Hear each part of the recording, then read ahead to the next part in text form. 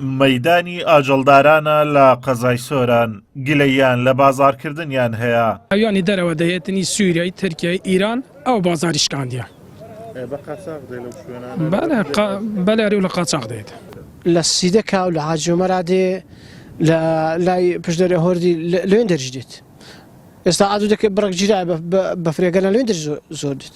هەمووش بە خەرساقی دێت. هێنانی ئاژەڵێکی زۆری بیانی بە شێوازی قاچاق لە سنووری برادۆست و حاجیۆمەران کاریگەری کردۆتە سەرفرۆشتنی ئاژەڵی خۆماڵی و بازاریان لاواز بووە. بەڕێز بازار حیوانی باش نییە زابرێ لەبەرچی باش نییە ئەو حیوانی ئێرانێ و سووریا و تورکیای بازاری خرا کرد تێگەی دۆلاری شوای لێ کرد بازار هەر هیچ بازار نییە بەخۆ ئەبینێ ئێستا ڕۆژانە دەی لە مەیدانێ ئەگە بیچ حیوان بێ دو حیوان پێ نافرۆشێن والله بازار ئەویان هیچ نییە لەبە ماری ئیرانێ دێ بازاری مەیە کوشتێنە ئەو بزنە یا 300,000 یا 200,000 کەس پێ نادا ئەوە دوو جمعێ دەهین مێرە هیچ بازار نیە لەبە بازار ئیرانێ لەبە وەرەقەی سەبارەت بە داخلبوونی ئاژەڵی قاچاق بۆ سنووری سۆران قائیمقامی سۆران دەڵێت ئەگەرچی کۆنتڕۆلکردنی هێنانی ئاژەڵی قاچاق لە سنوورەکان کارێکی ئەستەمە بەڵام بەردەوام لە هەوڵی کۆنتڕۆلکردن داین و سەرپێچی کارانیش سزا دەدرێن. بەڕاستی ئێمە هەر وەکو بڕیارەکانی وەزارەتی کشت و کاڵشەکە هاتنی مەڕووماڵاتی بیانی بە هەموو شێوەیەک قەدەغەیە. کۆنتڕۆلکردنی ئەو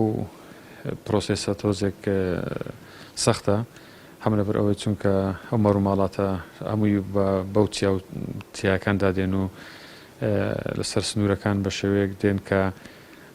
لەوانەیە تۆزێک ئەستان بیتن بۆ هێزەکانمان بتوان کۆنتڕۆلی بکەین بەڵام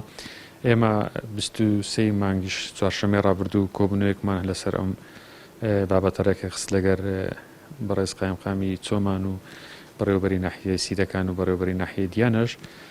و بەڕێوەبەری بازگەکانی ئاسایشیش بۆ بتوانین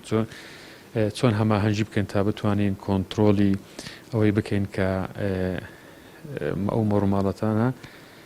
نێنە ناو هەرێمی کوردستان. کاری قاچاقچێتی لە سەرجەم سێکتەرەکانی ژیان لە هەرێمی کوردستان زۆرترین زیانی بە هاوڵاتیان و ژێرخانی ئابووری هەرێم گەیاندووە. هەرچی سوود و قازانجی هەیە بۆ خەڵکانێک دەڕوات کە دەستڕۆیشتون و لەسەرەوە یاسان.